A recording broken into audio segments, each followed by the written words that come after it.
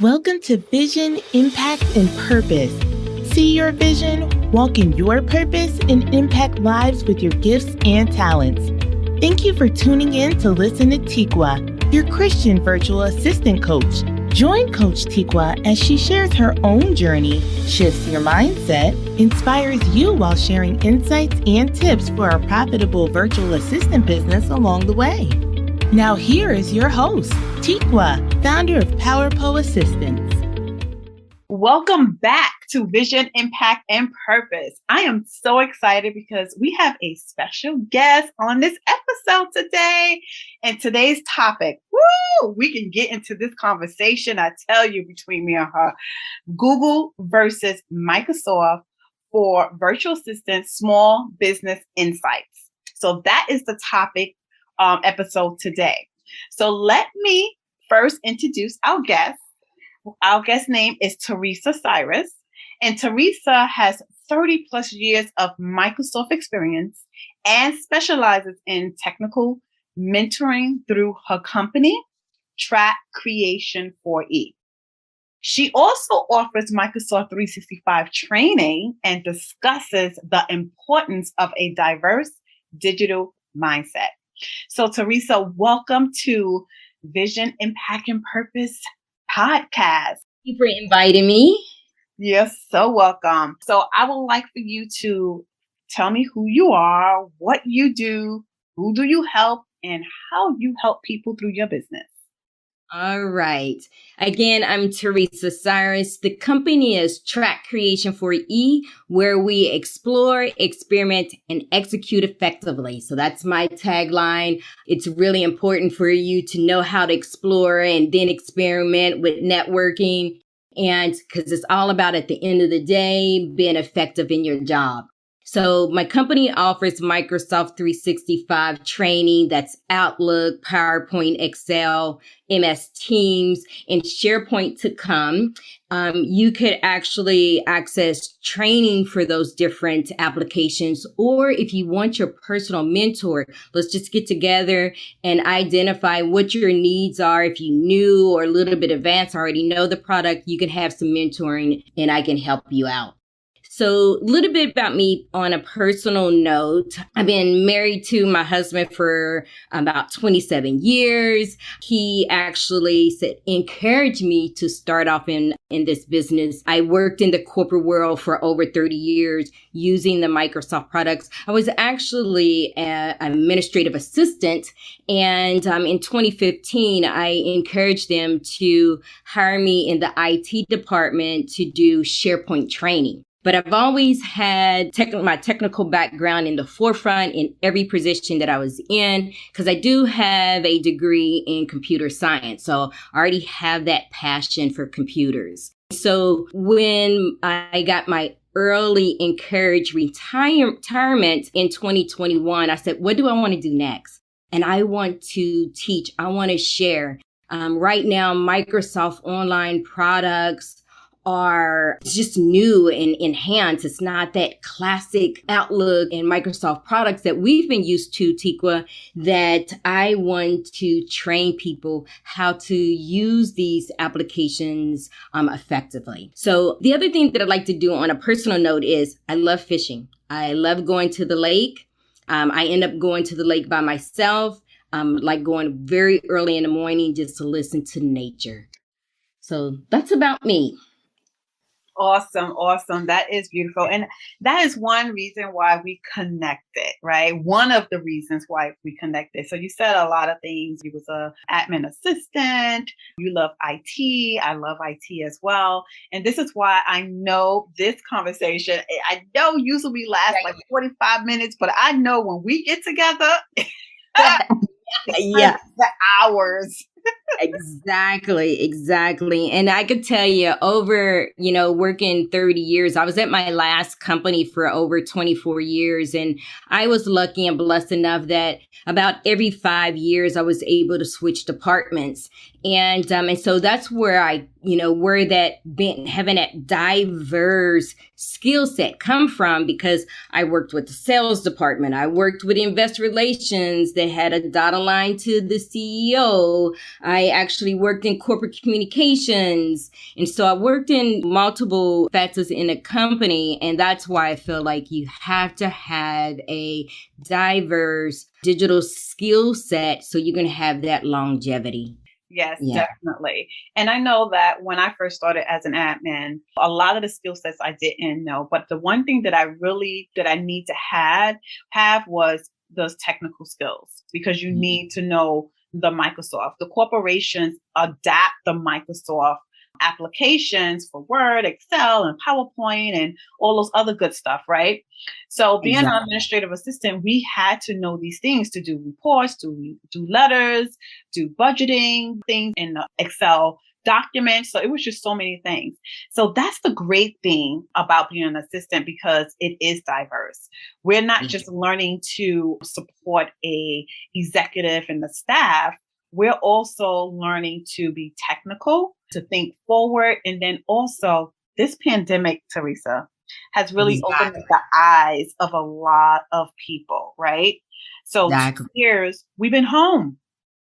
Right? Exactly. Home. We had enough time to learn all the skills that we needed to in order for us to get a job if we did lose a job, and have the opportunity to up our skill set so that we can get paid more, and perhaps maybe get out of the job that is not helping us move forward, but moving to a company that now you can use your technical skill sets and make more money.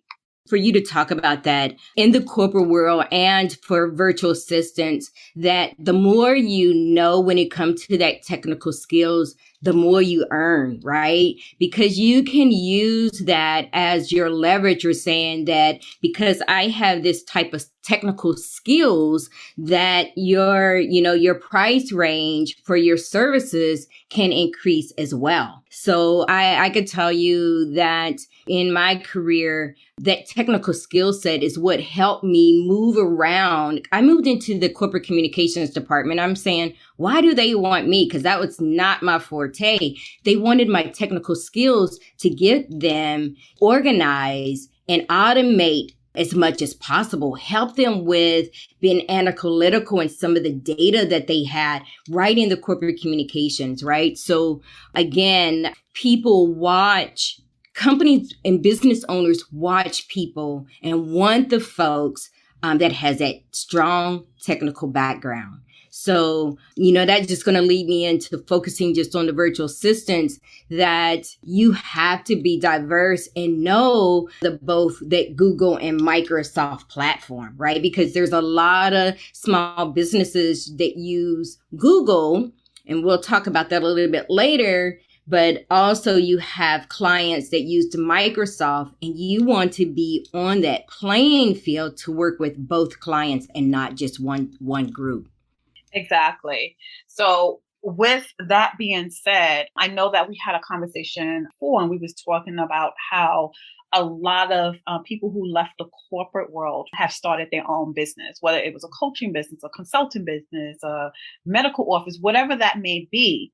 And they took what they was using at the corporate office and adapt that into their business because they're used to the Microsoft.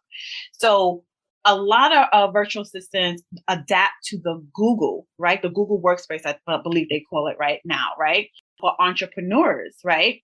But then they forget that there are a whole slew of clients. That's why I say there's clients everywhere, okay? Whether it's entrepreneur, startup, corporate turn into owning their own business, they are everywhere. So this is why we have to make sure that our technical skills are up to par. And we learn that in the corporate office because they always send us to trainings when something new comes out or something, they adapt a new application. We have to learn that, right? They use us as, what do you call them, testers to test out these technologies or new software that they implemented in the company. So you as a business owner, as a virtual assistant, you have to be up with all the technology if you want to be a profitable virtual assistant, correct? That's right. And I like to say this. This is the term that I've been using all year for virtual assistants. You are a business supporter and you are a business owner. You wear two hats. And so it's going to be really important that not only you run your business efficiently, you got to run somebody else's business efficiently. So it's really important.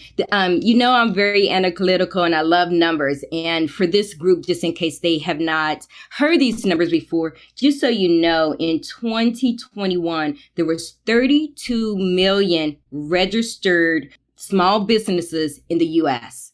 There were, I'm trying to go off of memory, 6 million in the San Francisco area alone. And then there were 4 million in the Texas, New York area as well. So like you said, because of COVID in 2020, not only were businesses had to work from home, a lot of business had to let a lot of people go. And these folks went out and started their own business. I'm one of them, right? Started my own business.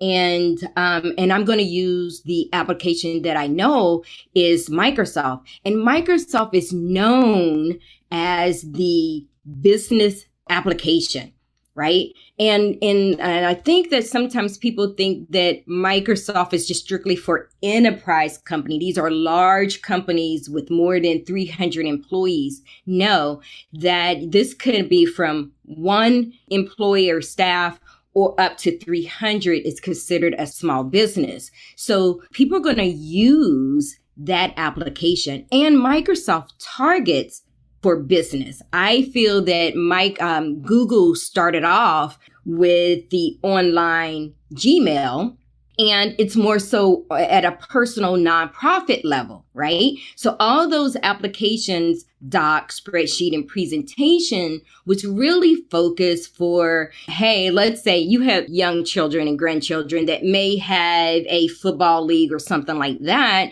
that this is for that group, nonprofit groups, to use a tool that doesn't have a lot of functionality just to get you going and out the door, right? Where Microsoft focused on the business side. Regardless of what size you are, it's not just for enterprise anymore. And think about it. If you are a small business, 5 employees or up to 300 employees, you can use Microsoft products to scale. When you scale, your business, your product applications scale as well, right? So, I think about Microsoft today and their online products. You have your automation. You have now the MS Teams that is a lot like Zoom. And I actually think they're starting to add more bells and whistles than what Zoom is offering. So just keep that in mind that, people are shifting, from the free Google platform to Microsoft. So it's really important for the virtual assistants to think about that. The other thing that I want to mention to you guys, over the 4th of July holiday, I was actually just scanning through my phone and came across a couple of headlines when it came to Google. And it says, Google set to force G Suite freeloaders to cough up and businesses are mad. And I started to read that article, and where Google is now starting to shift to a pricing premium package. So Google Docs and Sheets and presentation is not free anymore. That Google workspace is now a paid application versus free. And I want this group to watch the news for Google very closely, because that free package may go away altogether. I mean, I was just really amazed when I saw that article over the 4th of July weekend. Yeah. So with that being said, Teresa, this is a time where businesses, not just virtual assistant business, but businesses need to start really taking a look at the expenses that they have. And because the pandemic has really shifted a lot of things, where there was a lot of things that were free. You could take a look at MailChimp. Yes. MailChimp. Mm-hmm. Because at one point we was training clients on the MailChimp and doing the email marketing, and that was free. And then they got smart and they was like, all right, well, people are, really starting their businesses due to COVID. So they started changing. So you only get a certain amount free email list, and you have to upgrade to the paid version in order for you to expand your list, right? So there's a lot of things, the Google and all these other businesses and companies are really looking at the usage of these applications that we are using every day in our businesses. So they're making money, right? We have to make money as well. So think about it. So I know, Teresa, that you went at one of our sessions for the Kingdom Minded Virtual Assistant, you was talking about how virtual assistants should start now including that subscription in their pricing, right? Right. They're supporting clients, because if you got to pay for Google Workspace in order for you to do your job and do everything, and then you have to pay for the Microsoft Business and things like that, then, that's when you start really taking a look at your pricing for your packages. Right. So that you're not putting out more money than what you're receiving. So we have to also get smart with this as well as business owners. So it's not just a company, you're a company too, you're a business owner, but we also have to look at our expenses and our pricing packages. During this time, your packages after the pandemic, your prices should have went up because more and more businesses need virtual assistants. And talking about the pricing. So, in that article that I had read over that holiday, Google Workspace, their tiering, packaging, and pricing is very similar to Microsoft, right? So, their business standard is $6, just like Microsoft. Their business basic is $6 like Microsoft. The business standard is $12 versus $12.50. But what I found interesting, though, is when they were looking and rating the two products, they were saying that Google was simple and functional, but they said they did not have enough powerful features. So in my mind, why not pay that $12.50 with Microsoft and get all the bells and whistles? And like I said, for virtual assistants, they need both. If you work with a client that is using and you paying $12.50, charge them a percentage. I wouldn't say charge them the whole $12, but charge them a great percentage of it because you're using that product to service them. And same thing, if you get a Microsoft client, charge them 25% of what you pay per month. So I thought that was really important. And talk about money and our revenue to run a business. Google earned $5 billion. And that was reported end of June. Microsoft made $15 billion. So this is what reason why Google is starting to say, hey, we need to start charging people. So they started with the folks who was on Google Suite. My thoughts are it's just a matter of time. They're going to start charging everyone. So just be ready. I just want this group to be ready that should they decide they want to charge your clients back a percentage, 25% to your clients for the usage of that application. And also start learning Microsoft now. And there's a couple reasons why I encourage people to learn Microsoft now. If you have any Microsoft users on the call and they're using Microsoft 2016 and Microsoft 2019 applications, come 2025, which is, you might think is far away, but when you're learning new skills, it doesn't happen overnight. By 2025, Microsoft is not supporting those applications anymore. So everybody is going to eventually be moving to the cloud, right? Because companies want to make sure that if anything goes wrong, they are serviced. So I know that I shared that in one of your webinars before, that it's going to be crucial to start learning now. So when 2025 come around, that you already have the skill sets. And if you gain a client who is just moving to the cloud, you're going to look like an expert. And when you look like an expert, when you are the expert, right, you can actually charge for your services because you are an expert. So that's huge. Exactly. That's huge. It is huge. So just thinking about what you just said, it's just like working for a company. And most of virtual assistant who does admin support have worked in the corporate office, correct? Mm-hmm. So when you work for someone, you are working, you get a review at the end of the year, you may get a mid-year review, and that all determines your salary, your raise, right? So Right. they look at your technical skills, they look at the projects that you've done, all around the team player, all the stuff, right? So Right. all the things that you learn from a company, pay attention to those things that when you were in that corporation, how the business worked. Because now when you get into your virtual assistant business, you act like you don't know. Okay. When you was in the business and you asked your boss for a raise or a promotion, you did every reason. You wrote down all the things that you did, all the technical, all the classes that you took to prove that you did the work and you worked for it and you got the skill sets for you to get promoted. So think about when you're in your own business, how you're going to promote yourself. And that's by being more technical. And I know for me, working as an admin, I still work as a senior executive assistant. I still keep my skill sets up.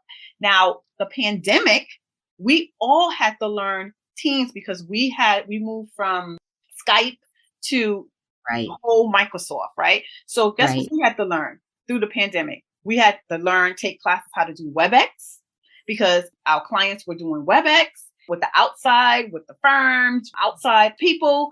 Yes, we had to learn the securities and all that stuff.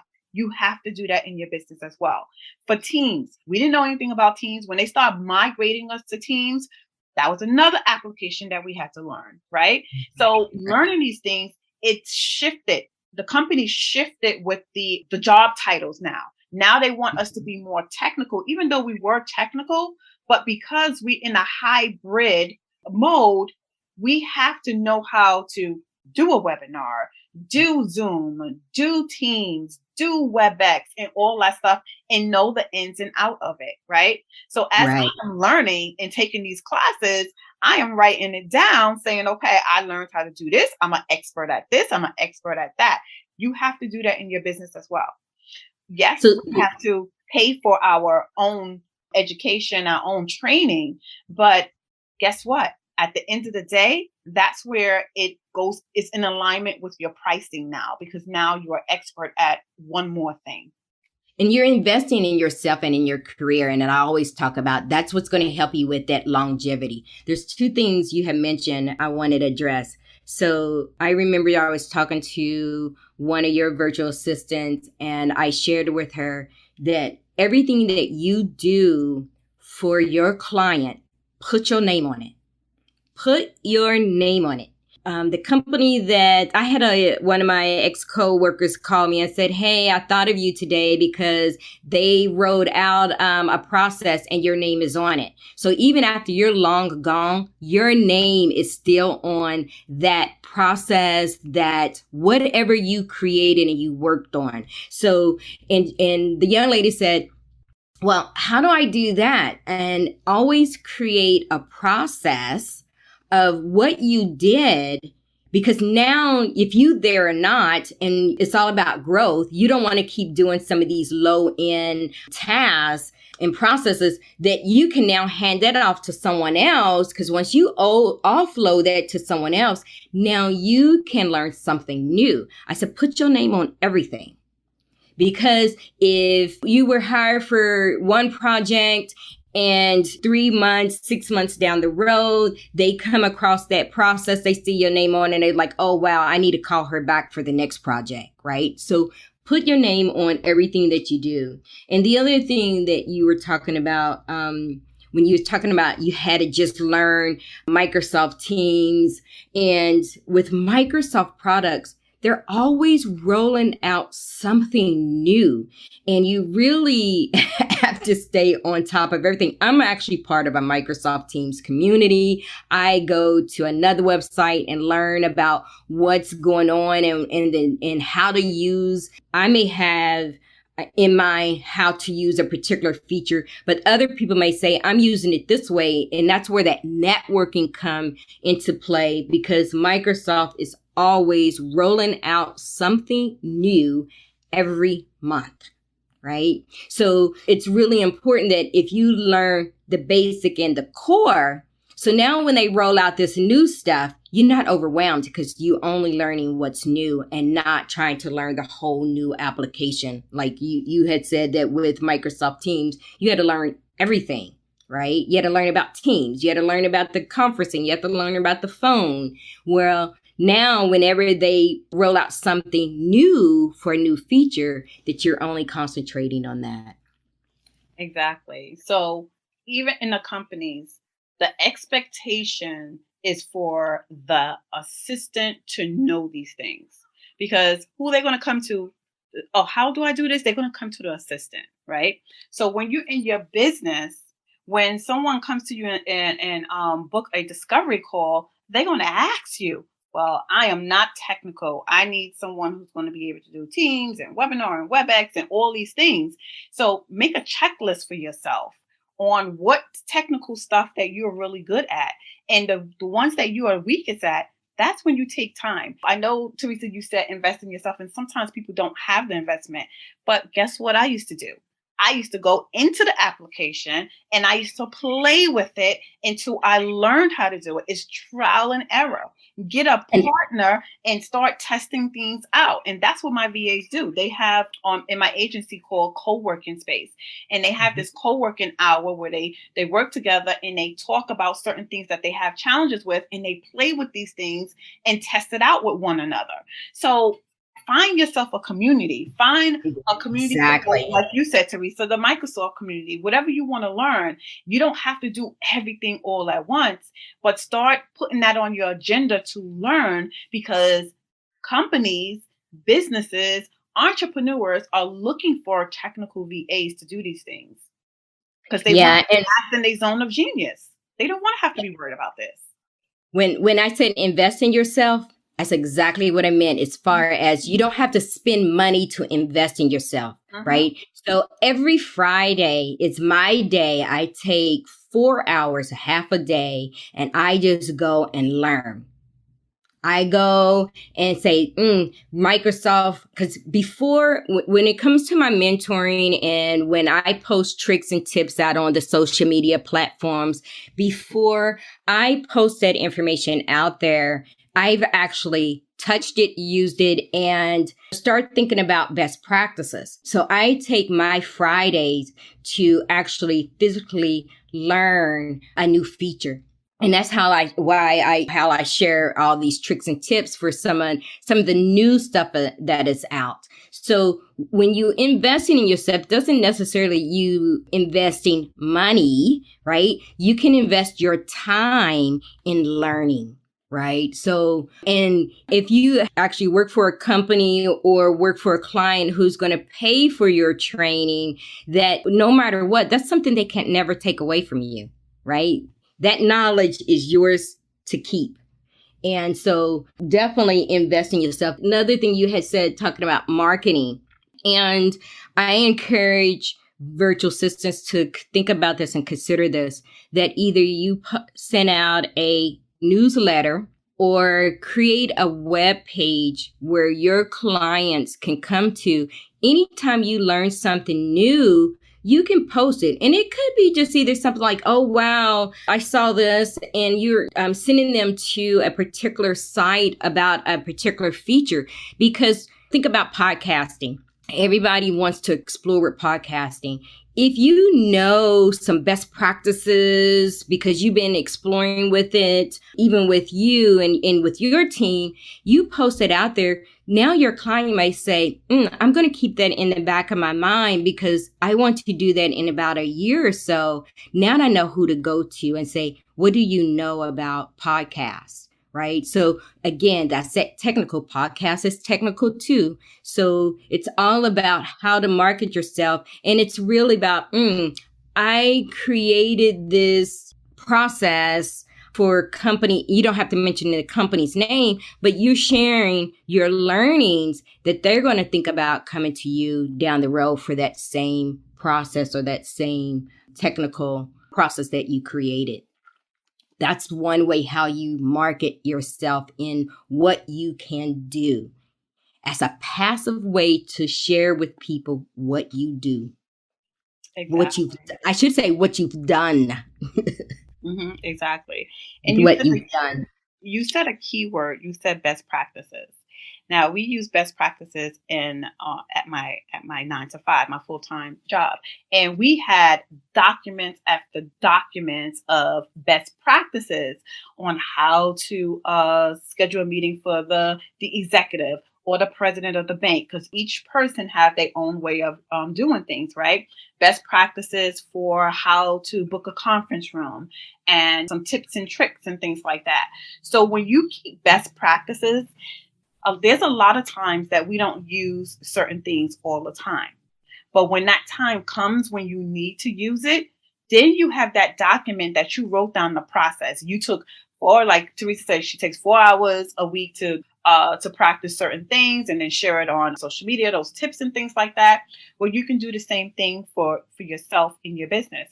When you learn something and you learn the process, because we forget. Because I know I have. Absolutely. Exactly. I'm like, wow, how did I do that the last time? Exactly. I forgot to write that down. Now I got to go and look on YouTube again, Exactly. So write the process down and file it away. So Teresa, you talked about SharePoint. SharePoint is a great way to put your best practice in. All the things that you have learned in your business, in the technical, in the softwares and things like that. So you can go and refresh your memory. So when a client say, do you know how to do this? You can say, you know what? Yes, I do. And then, you can refresh your memory, Exactly. go back to that best practice on how to do a landing page, how to do email marketing or whatever it is. It's written. It's a document. It's a record for you in your business.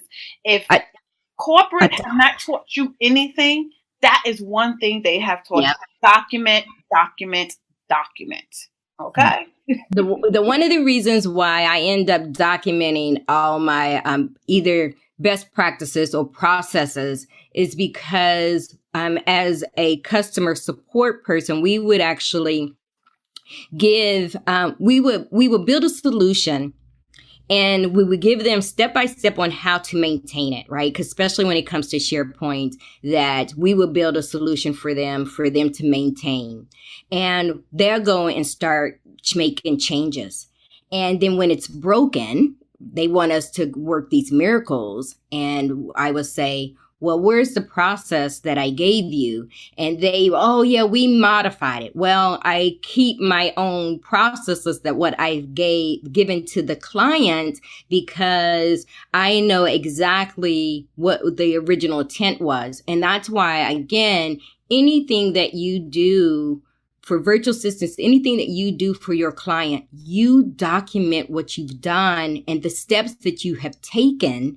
Because if they go and start modifying it and mess it up or whatever, you can go back to your original document, right? And it's one of those, CYA as well, covering your tail sort of thing as well. But and here again, when you create that process, that you're able to put your name on it, and that's how your name going to keep coming up. And again, how you can say, this is all I've done for you for, the year or the time I've been working with you, because you have all these processes for them. That's another way to track, the things that you've done for them. So when that year, at the end of the year, when you raise your prices for your service, that it's because you've tracked and documented everything that you've done for them. That's something I would make time for. When I was in the corporate world, I made time to document my processes because it was easy for me at the end of the year to say, this is everything that I've done. Yeah. I am so glad that you said that, because when it comes to us as business owners, and most clients that you work with and they know that you're really good at what you do, they don't have no problem when it comes to raising your prices. That means that client is in alignment with you, right? With you and your business. Right. And they know your worth. So when it comes to documenting, you're doing it for yourself. And then also when you send that email out to your client, letting them know that you're going to be raising your prices for the new year or the next month or however you're going to do that, then that's where you can attach that document of all the projects that we worked on together, the success in the project and how things are working and things like that, and they see this in black and white, they will have no problem taking that and saying, yeah, okay, yes. Because I know that you do your job well because you already document what you have done. Because sometimes people forget. They know that you're there, you're helping them, but they don't get into the meat and potatoes of what you did. When they see that document of, oh, wow, yeah, she did all this. Wow. I didn't realize it took this much or this amount of time to do this. I was going to say that because it's not just about listing the name of the project that you've done for them. It's not one and project name, two project name. It's really talking about what you did and what was involved. And I had, I remember years ago, I did a project and I remember documenting that I touched I'm 2,500 clients' records. And my leader said, why did you include that? I said, because I wanted you to know how many records I had to touch to get that done versus just saying I got them done. And she said, well, I'm glad that you did. She said, because your bonus is going to reflect the number of records that you touch, not just the project itself. Right? Because now she was able to see the sweat, right? That took all that was involved to get that project done, not just I did project A, B, and C, and it was completed on time. So it's not that at all. You got to really get into about some of the things that you did and how much time it took you to get it done, because that's what's going to say, I see your efforts here, and give them more than what they asked for, right? Like, don't just say project A was, I don't know,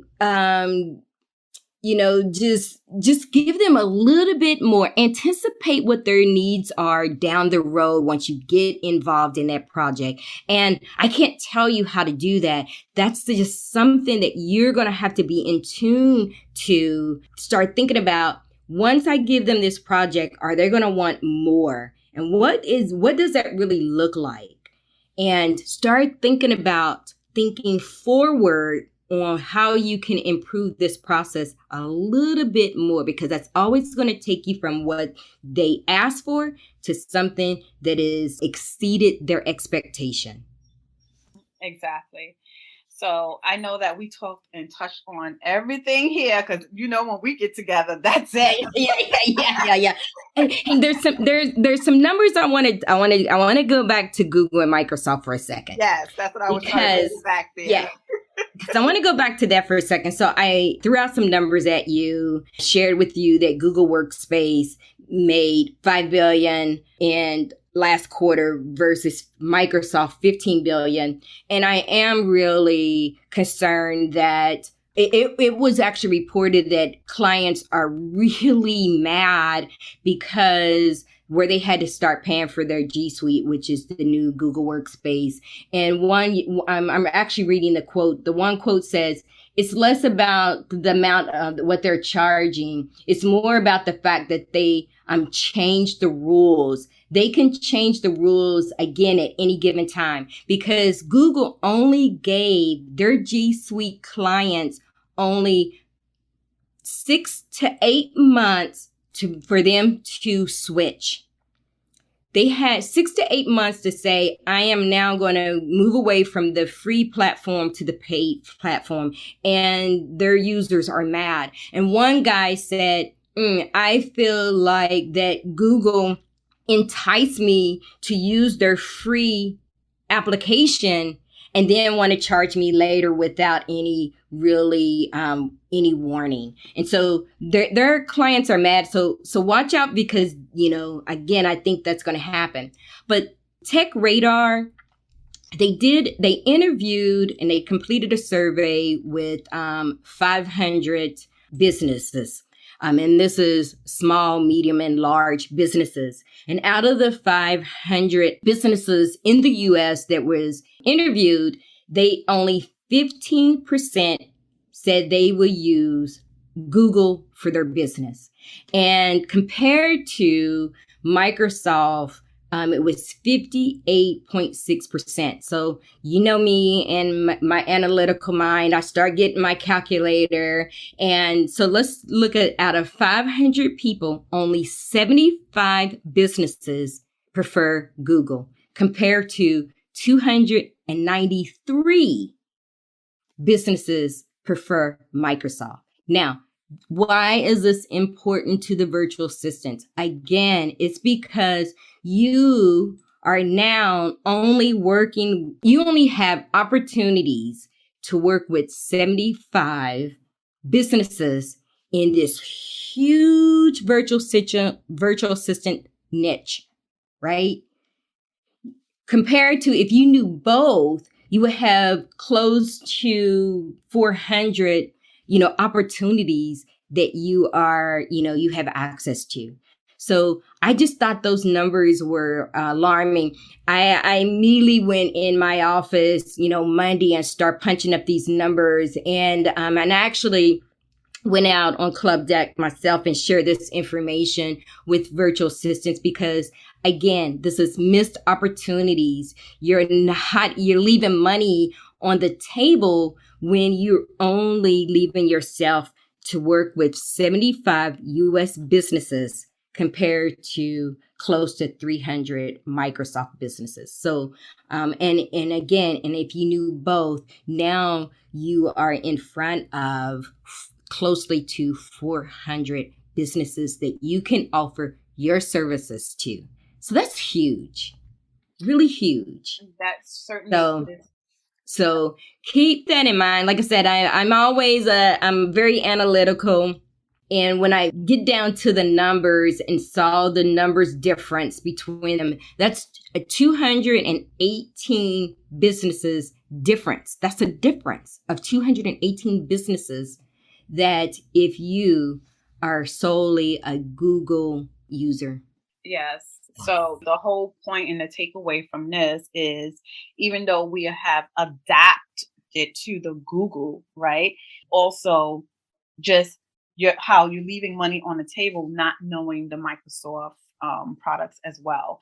And like Teresa said, they're upgrading as we speak. They're always adding stuff. And that's like with all products, they're going to upgrade and things like that. But we should not be choosing one or the other. As virtual assistant, we have to be well-rounded, very technical, and know the upcoming technology. If you are tech VA, especially, and if you're administrative and you're offering admin support, it's definitely important to know both of these applications.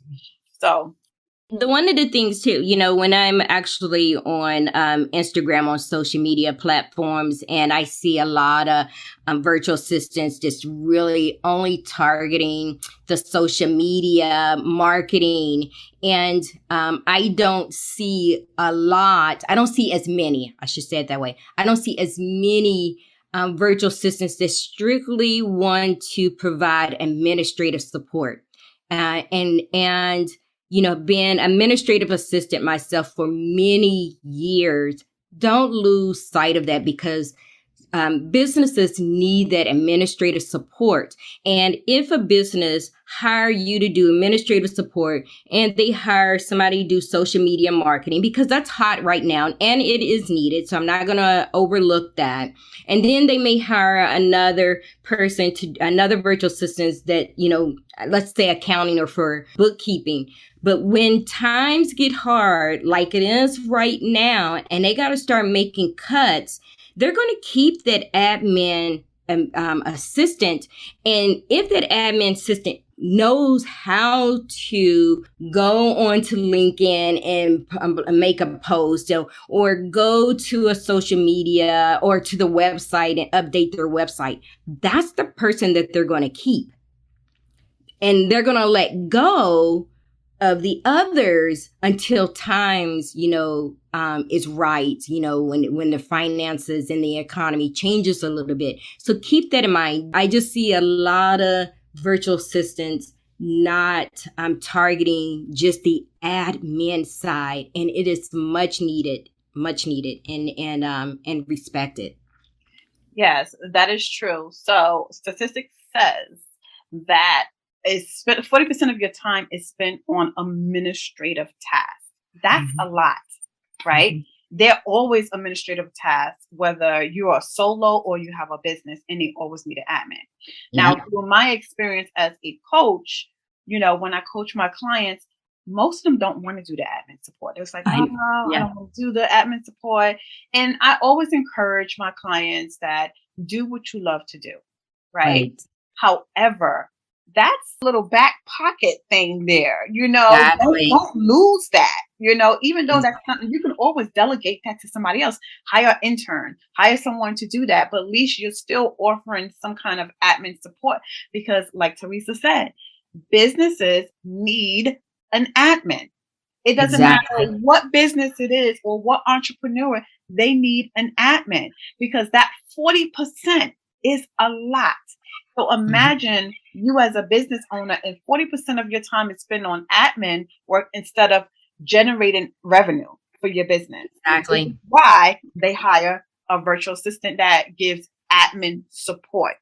Yeah. So Yeah. don't lose that as well. Because Yeah. again, I see that. I see that on the social media platform, more so on Instagram than LinkedIn. But like I said, when I see there's going to be a real need for administrative assistants, virtual administrative assistants, and because the demand is going to be high, right? The demand is going to be high. So your prices can be high to go along with the demand. So, and again, the social media marketing, it is hot. It is trending right now. People are making money. However, when it's time for a business to look at their finances and their bottom line, who will be the first to go? And those specialty needs, right, like social media, may go away before the admin. They will keep that admin. Think about it in the corporate world. Every department, every senior leadership has an admin. Every last one of them. mm-hmm. Every last one of them. There's only one social media marketing person, and they may be a contractor because we need you when we need you, not necessarily 100% or 40% of the time, right? Look at you, we're coming out with some stats. Yeah, speaking around you, right? Yeah, exactly. Look, I wrote that number down because I'll be using it. Hey, spread the word. Exactly. But this has been very enlightening, this whole conversation, and definitely want you back because we need to talk about more stuff, especially when it comes to technical stuff. And I would love to talk about more of working in a corporate office and how people can use and start their business as a virtual assistant or as a tech VA, because you come from you have an IT background and how to get started with doing that as well.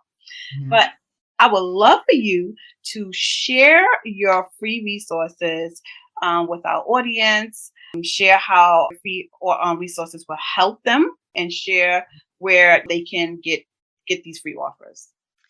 So you can follow me on Instagram. I'm very consistent with my branding is Track Creations for E, and it's Track TRAC Creations with an S for E. So at Track Creation for E, you can also find me on YouTube. I'm on Twitter under the same, and on LinkedIn, I'm just under my name, Teresa Cyrus. And I provide tricks and tips for the Microsoft 365 products. That's Outlook, Excel, PowerPoint, and Microsoft Teams. I think I'm gonna wait to 2023 to really come out with SharePoint, beast of its own. And when I come out with SharePoint tricks and tips, I'm gonna put all my attention with SharePoint. The other thing that I just want to mention is when you see information, training, tricks, and tips on social media, don't just like it. go and actually try it and do it. I find a lot of people on my social media platform, LinkedIn is slightly different. They just liking it. And then when I ask, did you try it? No, I have not. So the whole purpose is to really for you to try these tricks and tips, because once you run through the process at least once or twice, you'll at least know it. When you're ready to when you need it, you have it and you know it, right? And you know where to go. So those will be my last words for this group, is for not just my stuff, anybody that posts any tricks and tips out there, just do it, try it, learn it. And small results bring big returns. So if you learn something new once a week, and over time, you'll realize how much your digital technical skill set has grown. And you have to do it to actually grow. So that would be my last message for this group. So yay. Yay. Thank you for inviting me, Tikwa. This is really, really fun. Like I always like to come and talk with you, because coming from administrative side and coming from the IT side, you get it. You can relate to it for sure. Yes, definitely relate. That's why we was in tune with each other when we met. So yeah, definitely exactly. There is more to come. Please reach out to Teresa if need any Microsoft training. She has free resources. Her social media has a plethora of tricks and tips that you can learn from. Don't take this lightly, because again, you're going to be leaving money on the table. She gave you the stats. Pay attention. Pay attention to those stats. All right, guys. Have a blessed one, and we'll see you on the next episode. Thank you for listening to Vision, Impact, and Purpose with Coach Tikwa. Be sure to tune in again for new episodes and visit her website at tikwa.com.